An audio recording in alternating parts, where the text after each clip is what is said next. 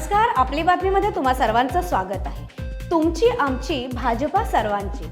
आजच्या बातम्यांची सुरुवात विजयाच्या जल्लोषानं करूया।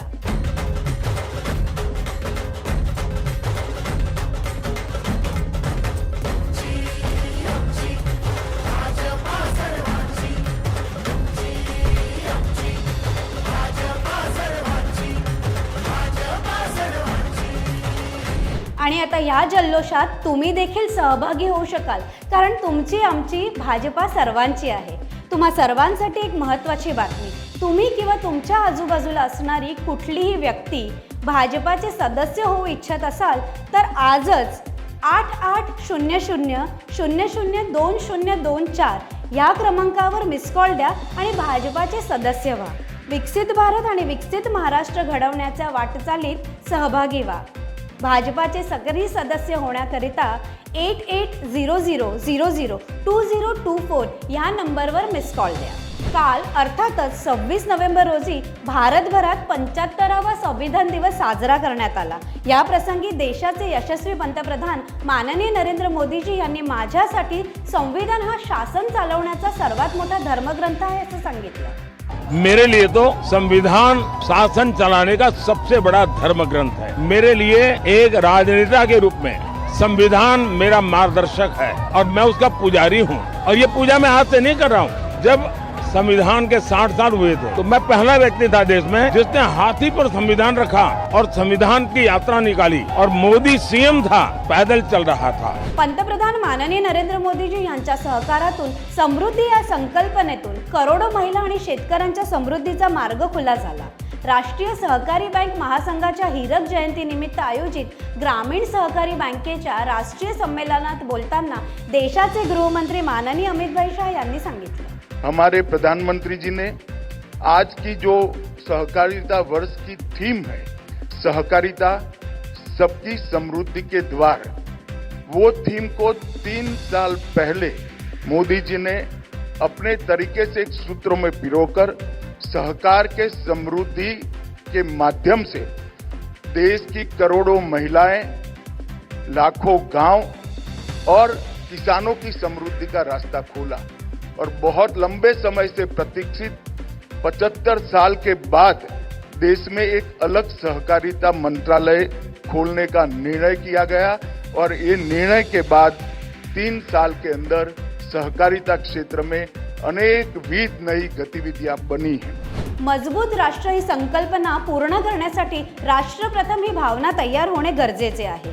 मुंबईतील एका कार्यक्रमात उपस्थितांशी बोलताना माननीय देवेंद्र फडणवीस जी यांनी सांगितलं, आमच्या शहीदांना नमन करत असताना आपल्या सर्वांना हेच लक्षात ठेवायचं आहे की जोपर्यंत आपल्या मनामध्ये राष्ट्रप्रथम ही भावना तयार होणार नाही, आम्ही देशाकरता जोपर्यंत जगण्याचा विचार करणार नाही, आमचा परिवार महत्त्वाचा आहे, आमचा समाज महत्त्वाचा आहे, पण त्याहीपेक्षा आमचा देश महत्त्वाचा आहे, ही भावना जोपर्यंत तयार होणार नाही तोपर्यंत जगातील सर्वात मजबूत राष्ट्र म्हणून आपली जी संकल्पना आहे ती पूर्ण होऊ शकणार नाही।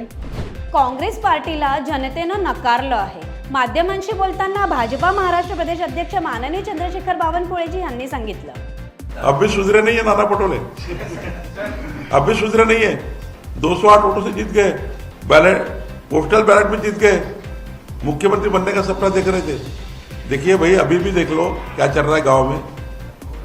वो बाहर घूम रहे थे, गांव में क्या चल रहा है उनको मालूम नहीं था। कांग्रेस पार्टी को लोगों ने लथाड़ा है, नकारा है। नाना पटोले जी ने दोबारा ये देख लेना चाहिए कि क्या चल रहा है। पोलिसांच्या सर्व मागण्या पूर्ण करू आणि त्यांच्या पाठीशी भक्कमपणे उभे राहू।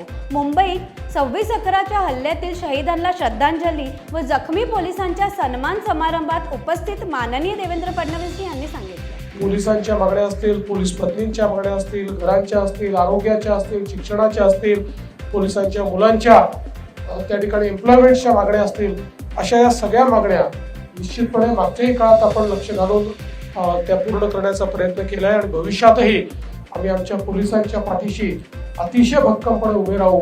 कारण आज महाराष्ट्र हा या ठिकाणी संपन्न होतोय, कारण महाराष्ट्रात कायदा आणि सुव्यवस्था आहे। कायदा आणि सुव्यवस्था असते तिथेच संपन्नता येते, आणि ही कायदा आणि सुव्यवस्था आमचे पोलीस राखतात, आणि म्हणूनच आपल्याला सगळ्यांना विकासाकडे, संपन्नतेकडे जाता येतं, अशा पोलिसांच्या पाठीशी भक्कमपणे उभं राहणं ही आपली देखील मला असं वाटतं एक अत्यंत महत्वाची अशा प्रकारची आवश्यकता आहे।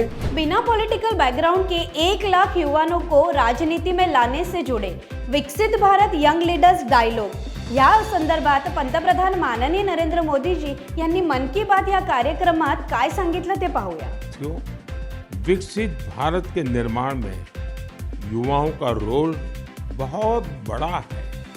युवा मन जब एकजुट होकर देश की आगे की यात्रा के लिए मंथन करते हैं, चिंतन करते हैं, तो निश्चित रूप से इसके ठोस रास्ते निकलते हैं। आप जानते हैं 12 जनवरी को स्वामी विवेकानंद जी की जयंती पर देश युवा दिवस मनाता है। अगले साल स्वामी विवेकानंद जी की 162वीं जयंती है। इस बार इसे बहुत खास तरीके से मनाया जाएगा। इस अवसर पर 11-12 जनवरी को दिल्ली के भारत मंडपम में युवा विचारों का महाकुंभ होने जा रहा है और इस पहल का नाम है Viksit Bharat young leaders dialogue.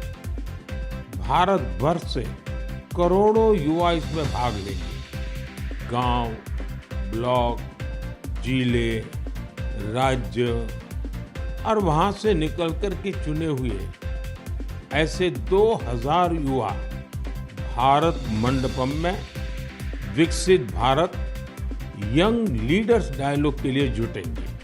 एक पेड़ माँ के नाम या अभियानानं मात्र 5 महिन्यात 100 कोटी झाड लावण्याचा विक्रमी टप्पा पार केला आहे।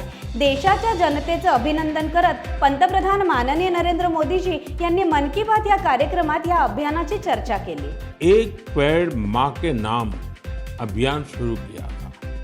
इस अभियान में देश भर के लोगों ने बहुत उत्साह से हिस्सा लिया। मुझे ये बताते हुए बहुत खुशी हो रही है कि इस अभियान ने 100 करोड़ पेड़ लगाने का अहम पड़ाव पार कर लिया।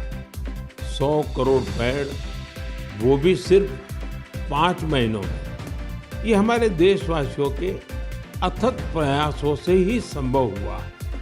इससे जुड़ी एक और बात जानकर आपको गर्व होगा।